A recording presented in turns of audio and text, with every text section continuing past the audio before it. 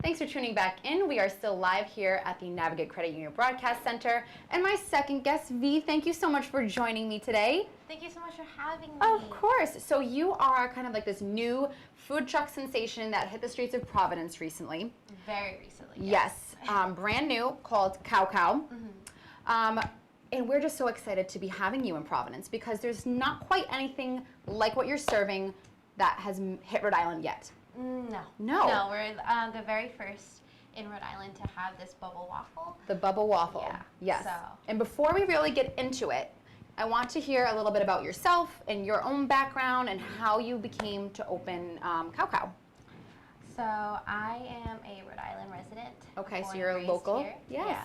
And I went to school in Rhode Island, and I one day decided that I wanted to open up a food truck. Yeah. And so here I am.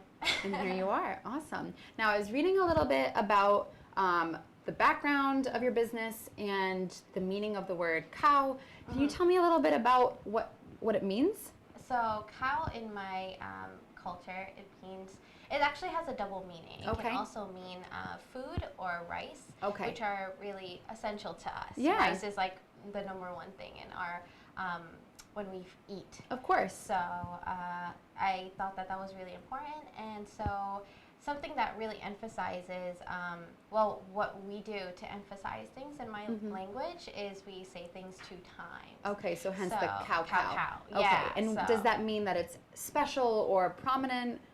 It's just, I think it was kind of just a play on words for me. Okay. And I think that since rice and food is like what we're working towards and like is essential in our culture, and kind of just since we have to repeat, well, not have to, but we repeat words twice to emphasize things, I thought that would be a really cool name. Yes. And I think it was it's pretty easy to pronounce. Yes, so.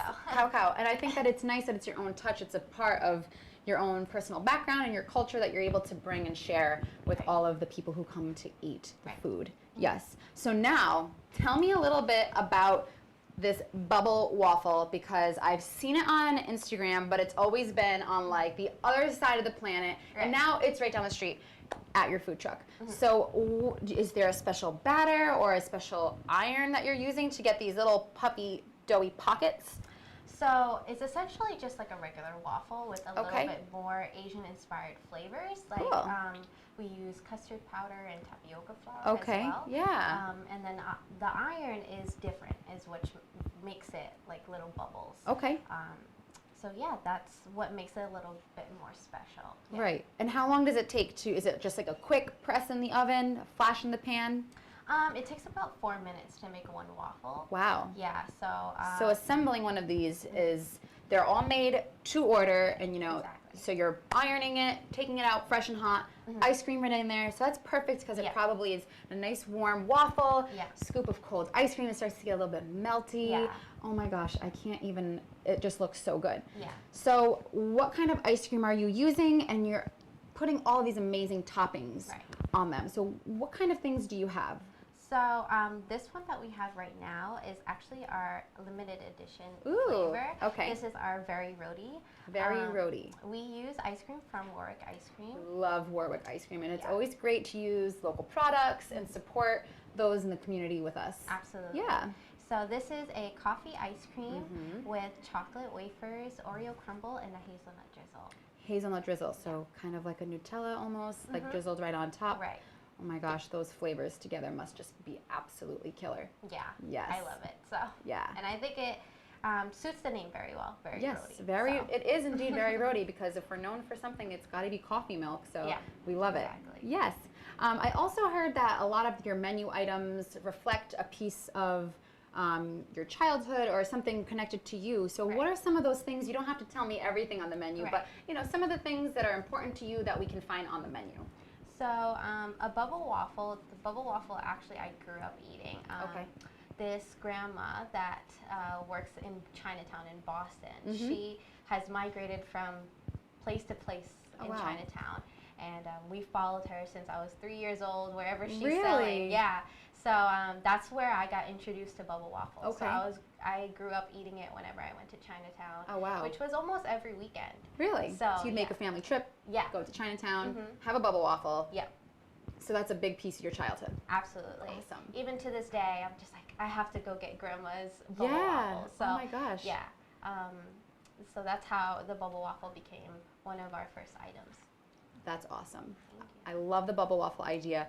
But I've had a couple of your other flavors, and you have a great black raspberry, which is one of my favorite flavors of ice cream. You have a beautiful matcha, and you put strawberries, berries, like all things on top. Right. So I love that you're getting creative with your toppings, and not just, you know, we all love Jimmy's, and they're going to be a classic forever, but sometimes you want something a little bit fresh or crunchy and things like that. So you're able to get really creative. Yeah. Yes. I think it was really important for us to add a lot of texture because I think ice cream and things like that can get really lost when you kind of chew, and it's nice to have a little pop of flavor once you're chewing and Absolutely. that all goodness in your mouth. Yes, all that. I mean, I think that it's nice to have like a plain ice cream flavor, like a coffee, and then be able to add the toppings on top rather having them mixed into the ice cream. Right. They're right on top. Right. Yes. So this is so exciting that we have this in Providence. Where are you parked currently, or where can we find you? We typically try to stay near Waterman Street, Waterman? near College Hill. Okay. Thursday through Sunday. Thursday through Sunday. 6 to 9, typically. Okay. However, if we are booked for events, we'll be there instead. But I always post on my On your Instagram? Okay. every week about my weekly schedule. So where can we find you on Instagram so that we can always know where the bubble waffles are? All of our social media handles are at Kow Kow Food, KOWKOW Food. And so we have Facebook, Twitter, and Instagram. So we can find you on all platforms, no excuses. You can always find out where you are. Absolutely. Yes. Now, when exactly did you hit the streets? September 2nd. September so 2nd. About a month and a half ago. And people have been going crazy for it. I know. And it's been so surprising. I was honestly super humbled by it. Yes. And I was just going out there hoping for the best, and you guys and you showed definitely went over the top. Yeah. Yeah.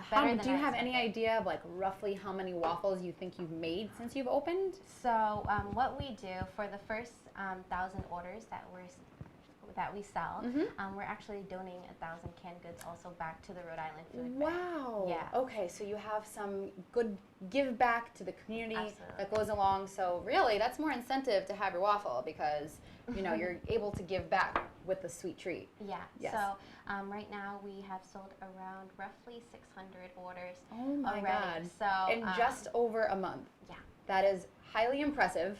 And I'm happy for all those 600 people who got to enjoy your waffles. Thank you. Yes, awesome. And so you're going to be giving back canned goods to, did you say, the Rhode Island Food Bank? Yeah. That's awesome, just in time for the holidays. I'm sure that they greatly appreciate that, and it must just be a feel good on both ends. Yeah, yes. definitely.